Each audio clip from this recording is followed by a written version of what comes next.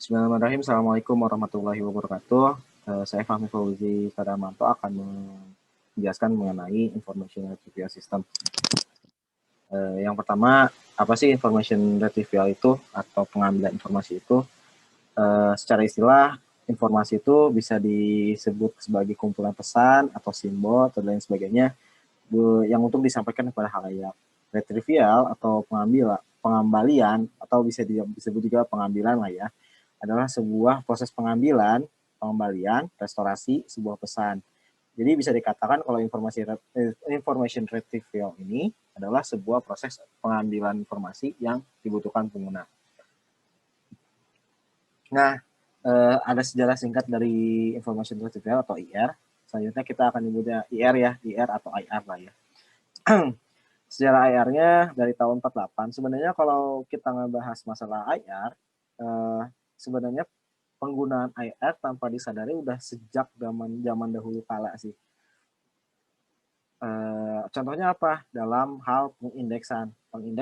Pengindeksan itu adalah sebuah tata cara untuk memberikan apa ya? Sebuah identifikasi gitu, sebuah nama, sebuah simbol, sebuah angka untuk mengidentifikasi satu teks atau yang lainnya gitu. Nah, kalau misalnya IR sendiri mulai difokuskan itu mulai dari tahun 1948. 1948 sendiri mulainya tuh ketika konferensi di Inggris dari UK Royal Society, itu dia dapat mesin, membuat mesin namanya The Univac. Ini dapat mencari teks berdasarkan kode pengguna atau subjek gitu. Nah, ini tadi termasuk pengindeksan lagi gitu. Kemudian tahun 1960 masuk nih ke konsep similaritas antara dokumen, vektor, umpan balik relevansi sama pengpasaran dokumen dengan konten yang serupa. Nah, mulailah di sini sistem IR mulai dipakai di aktivitas pemerintahan kayak buat arsip dan lain sebagainya. Nah, pada tahun 1970 sampai 90 mulai nih ada penemuannya semakin banyak tentang IR. Ada istilah term frekuensi, terus ada IEDF juga nanti yang akan kita bahas. Terus ditemukan ini tahun 70 karena pentingnya pembuatan kata pada setiap dokumen. Nanti kita bahas kenapa pembuatan kata itu penting banget di setiap dokumen. Nah, TF-IDF ini banyak akhirnya cepat diadopsi, terus diadaptasi tahun 80 sampai tahun 90, terus banyak juga variasi skema sama perhitungannya juga dibuat, ada juga nanti vektor modalnya juga dibuat gitu sama dikembangkan. Nah, 90 sampai tahun 90 sampai sekarang, waktu pertama kali Berners-Lee menciptain World Wide Web, internet, pengembangan terhadap IR juga jadi luas gitu. Jadi orang nggak perlu sekarang karena adanya IR di dalam pencarian web, jadi orang nggak perlu susah-susah lagi tuh harus nyari pengetahuan tuh, mereka harus ke perpustakaan, nggak usah. Jadi sekarang kan tinggal cukup klik di Google, beres, langsung deh muncul gitu. Nah, ada permodalan IR. Nah, sebelum masuk pemodelan IR, banyak banget nih kegunaan IR juga sendiri di sekarang ini. Selain pencarian web juga pengindeksan juga banyak banget membantu kita dalam mencari tugas. Salah satunya kalau kopas tugas tuh dari Google tuh kan, kalau misalnya kita ketik informasi tuh misalnya cari jurnal informasi pakai kata kunci, set keluar tuh banyak, dan nggak perlu tuh sampai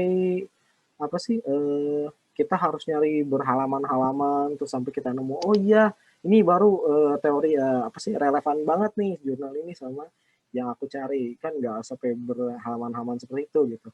Nah, IR di sini tugasnya dia sebagai bagaimana ceritanya dokumen yang kita cari itu sama persis gitu dengan relevansi dari query atau kata kunci yang kita ketikkan itu di Google gitu. Nah, itu salah satu kegunaan dari IR sendiri. Nah, kita masuk ya ke IR pemodelan.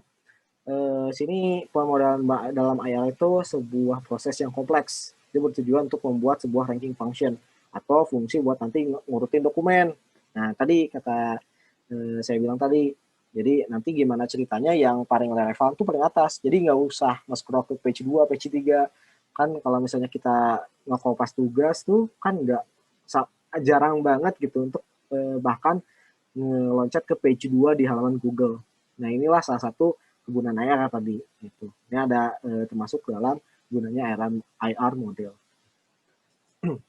Kemudian istilah yang harus diingat dalam IR model itu ada banyak. Satu ada dokumen. Ini susunan yang terdiri dari doc term dan query term, di mana nanti user tuh di sini dia melakukan kata kunci, nyari term atau istilah ya. Sorry belum ditambahin, lupa. Term atau istilahnya nanti disesuaikan sama query termnya. Jadi antara doc term ya istilah yang ada di dokumen sama istilah yang tadi nanti kita ketikin nanti dicocok-cocokin gitu. Apakah sama atau beda. Kemudian ada vocabulary. Ini adalah kayak kamus, bahasa Inggrisnya kamus ya. Itu kumpulan dari indeks term yang dicari. Nah, ini apa sih? Jadi indeks term tadi yang kita cari itu ada dikumpulin di dalam vocabulary. Terus ada index term. Nah, index term inilah sebuah istilah yang merujuk kepada kata kunci pada sebuah pencarian gitu. Kemudian pertama ada dalam IR model ini ada banyak model ya, kita bakal bahas satu-satu. Yang pertama ada Boolean model. Sama kayak namanya ya. Boolean model tuh dia memberi nilai pada dokumen dengan bilangan biner. Bilangan biner ini berfungsi sebagai penanda apakah dokumen tersebut relevan apa enggak. Jadi nanti di setiap KA atau K ini bisa kita bilang termnya KA, berarti term yang ada di dalam dokumen A diiris dengan KB sama KC gitu. Jadi dikumpulin tuh dokumennya, terus disamain apa yang samanya, irisannya tuh apa, kemudian apakah ini relevan apa enggak gitu. Kemudian ada term weighting atau pembuatan kata yang tadi kita bahas di awal. Nah, ini tiap kata itu diberikan istilah atau tiap kata itu diberikan istilah, tiap kata itu atau istilah itu diberikan bobot gitu. Kenapa sih harus dibikin bobot? Karena nanti si bobot ini bisa dikomputasikan untuk jadi pengurutan berdasarkan bobot nilai tadi. Jadi maksudnya ketika nanti kita udah masukin tuh dia apa sih udah kasih bobot tuh si kata, nanti si sistem tuh dia ngurutin yang mana yang paling relevan sama query yang tadi kita masukin, kata kunci yang tadi kita masukin. Nah, term weighting ini ada 4. Yang pertama ada term frequency, inverse document frequency atau IDF. Terus ada hubungan keduanya TF-IDF sama normalisasi dokumen. Yuk, kita mulai. Term frekuensi atau TF adalah metode dalam menghitung seberapa banyaknya term yang muncul ke dalam satu dokumen. Nah, kalau misalnya kita lihat di gambar sebelah ini, yang kiri, nah ini adalah rumusnya, rumus dalam menghitung term frekuensi. Jadi, berapa banyak sih ada satu istilah atau istilah satu kata pada satu dokumen gitu. Nah, kalau misalnya kita lihat sini, FI, frekuensi I, sama dengan sigma dari N itu jumlah dokumen, J sama dengan 1, karena ini dokumennya, ininya FI dari F dan I sama J. Nah, oke. Ini tuh J-nya jumlah dokumen ya, sorry. Nah, kita mulai di sini. Nah, contoh mulai. Frekuensi dari kata do pada dokumen pertama ada 2. Coba kita lihat. Pada dokumen 1 ada 2. 1 sama 2. To do is to be is to do. Ini ada 2 set langsung. Nah, sama kayak yang lainnya dijumlahin gampang. Nah, jumlah total frekuensinya ada 8. N do-nya maksudnya sini jumlah dokumen yang memiliki kata do ada 3 dokumen. 1, 2, 3. Yang D2 nggak ada kan. Nah, itulah cara menghitung term frekuensi. Kemudian ada IDF, inverse document frequency. Ini terbalik ya. Kalau misalnya tadi TF itu gimana ceritanya di satu dokumen ada berapa banyak term, berapa banyak istilah di dalam satu dokumen. Nah, sekarang berapa banyak dokumen yang mengandung istilah tersebut? Yang tadi, yang TED and do kan. Nah, rumusnya ini IDFI sama dengan logaritma pakai basis 2 jumlah dokumen yang ada dibagi dengan jumlah term yang dikandung dalam ini apa? Jumlah dokumen yang mengandung term gitu. Ini 2 gitu. Cuman 2 di sini gitu. Nah, mulai masukin 4 dibagi 2 gitu. Nanti pakai basis logaritma 2, nanti hasilnya 1 gitu. Nanti bisa dihitung sendiri, oke? Nah, selanjutnya ada gabungannya, karena kalau apa sih? Ya digabung aja sih ini sebenarnya. Tinggal dikaliin. Kalau misalnya kita lihat di sini ya, wah rumit sih. Ya sebenarnya nggak rumit. Sebenarnya ini cuma dikali aja, yang ini TF, yang ini DF, tinggal dikali aja gitu. Nah, ini paling banyak banget digunain sama pembuatan. Nanti juga bakal terhubung lagi sama rumus vektor model, masih ada nanti terhubung juga. Nah, ini ya tinggal dikaliin aja, hasilnya begini.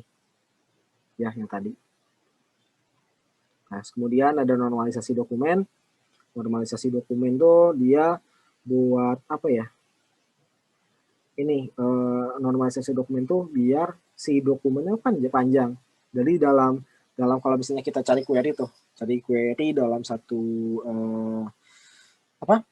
internet, itu kan pasti banyak tuh. Ada bahkan satu dokumen tuh dia punya banyak ini apa sih, banyak term, banyak istilah dalam satu dokumen tuh. Nah, biar nggak lama nyarinya, terus biar nggak apa sih, oh iya, bukan berarti kan banyak term, bukan berarti dia apa relevan gitu dengan apa yang kita cari kan gitu.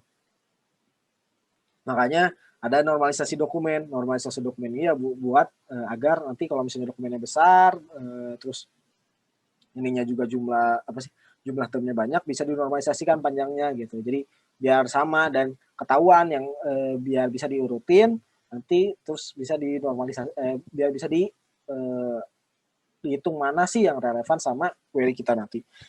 Nah, ini rumusnya sama kayak vektor norm sih. Ini T per sigma T dari I-nya, terus WI kuadrat C diakarin gitu.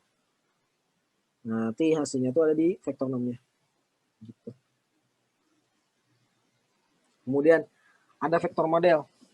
Vektor model ini merupakan model tingkat lanjut dari pemodelan information retrieval. Karena model ini lebih fleksibel sih dari model biner sama boolean yang tadi. Karena kalau yang tadi boolean sama biner, TF-IDF itu lebih terlalu terbatas lah sama query yang ada gitu. Sedangkan model vektor itu dapat mencari data meskipun query yang dimasukkan itu belum lengkap atau merupakan query parsial. Kemudian model vektor menggunakan pembuatan nomor biner dan masukannya ke dalam index term pada query dan dokumen. Term wake atau pembuatan kata juga digunakan untuk mengukur kesamaan daripada query dan dokumen. Dan dokumen juga udah di ranking dan akan diurutkan dari yang tersama dengan query sampai yang berbeda dari query gitu. Enak lah. Kemudian dalam pembuatannya TF-IDF ini dia pakai tadi nilai TF-IDF juga gitu. Ini dipakai buat menyetarakan antara nilai query sama dokumennya gitu. Biar nanti bobotnya tuh sama gitu, sama nilai atau mendekati nilai query gitu. Nah, namanya itu similarity atau kesetaraan. Nah, penghitungan model vektornya pakai similarity kayak gini gitu. Memang susah ya, sebenarnya gampang sih. Yang di atasnya tuh dia penjumlahan TF-IDF-nya, yang di bawah tuh pakai rumus normalization dokumen gitu. Jadi rumus normalization tadi, yang dokumen yang tadi itu tinggal dimasukin yang di bawah, terus di atasnya masukin nilai TF-IDF yang tadi udah kita hitung. Makanya nanti di sini ada rankingannya. Semakin besar semakin atas. Gitu. Pokoknya semakin mendekati 1, dia semakin mendekati nilai relevan sama query. Nah, ada juga nih salah satu teknik ya, tadi nyimpang sedikit, salah satu teknik embedding word, word to fact namanya. Dia mendefinisikan suatu kata jadi vektor pakai panjang n gitu. Jadi apa sih? Ini nggak cuma bisa definisi kata aja, tapi bisa juga pakai semantik gitu atau secara makna. Dengan menggunakan konteks samaan ini, word to fact itu bisa mengimplementasikan neural network yang akan menimbulkan suatu relasi atau hubungan kata dengan kata lainnya. Contohnya vektor dari kata nasi akan berkaitan relasinya dengan kata makan. Kayak gini, apa yang pertama kali kita pikirin kalau misalnya kita dengar kata Jakarta, pasti kan ibu kota kan. Nah, kayak gitu. Jadi apa sih yang pertama kali kebayang ketika kita mendengar kata anu gitu. Nah inilah teknik what to fact-nya gitu. Jadi ini bukan teknik pertama, terbaru, bahkan terbaik juga bukan. Masih ada yang lain, tapi teknik ini dianggap paling mudah sama paling diakses gitu. Terus ada dua arsitektur yaitu scriptgram, di mana arsitektur ini dipakai dengan cara memprediksikan kata keluaran di sekitar konteks input yang tadi ya, prediksinya apa sih yang pertama kali keluar gitu, apa yang pertama kali pikirkan, itu pakai scriptgram. Kalau pakai CBOW, di mana memprediksi kata keluaran seperti apa yang muncul bila diletakkan beberapa kata input. Kira-kira kalau misalnya kata keluaran seperti apa ya kalau masukin kata ini, kalau kata-kata keluaran seperti apa yang kalau masukkan kata ini. Jadi kayak terbalik gitulah sama scriptgram. Nah, ada beberapa perhitungan lain untuk IR yang berhubungan dengan artificial neural network. Yang pertama adalah Hebrew. Ini dibahas di artificial intelligence atau kecerdasan buatan. Ini algoritma perhitungan bobot pada ANN, artificial neural network. Cara perhitungan Hebrew itu dengan menentukan pertama nilai awal, terus kemudian tentukan targetnya, nanti nilainya mau berapa. Kemudian yang terakhir, kalau misalnya nilai awalnya nggak sama kayak nilai input, maka lakukan pergantian bobot dan bias menggunakan rumus berikut. Ini sebenarnya rumus bobot ya, tapi sebenarnya untuk rumus bias sendiri sama bias baru sama dengan bias lama dikali sigma itu, sigma bias. Nah, ini contohnya kalau pakai data biner logikanya n gitu. Nah, inputnya dimasukin, targetnya harus sama. Kalau misalnya targetnya sama, dia bobotnya nggak akan berubah. Makanya ini nggak berubah-berubah karena targetnya sama. Gitu, nggak akan berubah. Gitu. Bobotnya dia nggak akan berubah. Kemudian untuk yang lainnya ada perseptron. Sama sih perseptron juga kayak Hubble. Namun pas kalau misalnya kita ketemu kayak tadi nilai awalnya nggak sama kayak nilai output. Kalau Hubble tadi kalau misalnya ini nggak sama, ini aja terus yang diulang. Tapi kalau perseptron, kalau misalnya urut, kalau misalnya ini bisa, ini nggak bisa, yang ketiga harus diulang lagi ke atas sampai semuanya dalam satu urutan atau yang nanti kita namain satu epoch ini itu sama semua sama nilai targetnya gitu. Itu perseptron. Jadi kalau misalnya kita tulis ya bakal banyak, bakal lama, bakal capek karena nilainya yang nggak nentu sama nungguin kalau manual. Tapi untungnya kan ada codingan sekarang. Ya, lanjut. Selanjutnya ada clustering. Clustering itu cara untuk menemukan objek-objek yang berkelompok. Bagaimana nanti kalau ada objek yang sama, itu nanti dikelompokin, kalau ada yang beda ya beda kelompok lah. Gitu. Nah, penerapan clustering itu ada dua. Yaitu yang pertama adalah pemahaman, ada knowledge sama summarization. Kalau knowledge sendiri dia gimana sih cara untuk memahami model kelompok yang ada, kriteria apa yang menentukan kelompok dan sebagainya. Maksudnya gini, kalau misalnya ada kelompok dengan nama mobil, itu gimana kita berpikir, knowledge itu berpikir bagaimana caranya kita memahami tentang kelompok mobil. Terus gimana ceritanya kita bisa masuk kelompok mobil gitu. Kayak gitu sih sebenarnya. Sedangkan kalau summarization itu gimana ceritanya untuk mengurangi ukuran dataset pada pengelompokan. Nah, clustering itu dia punya 3 isu. Yang pertama ada ukuran, kualitas hasil, sama cara clusterisasinya. Terus kategori clustering itu ada 4, partitioning, hierarchical, density based, sama grid based. Kita bahas sedikit soal partitioning, ada algoritmanya juga. Pakai k-min sama k-medoids. Cara metodenya pakai center base. Kelebihan k-min tuh dia simple banget, sama understandable, mudah dimengerti. Kemudian item yang ada langsung dimasukkan ke dalam dataset. Jadi ada objek langsung masuk, ada objek langsung masuk. Kurangnya ya yang pertama ada ukurannya.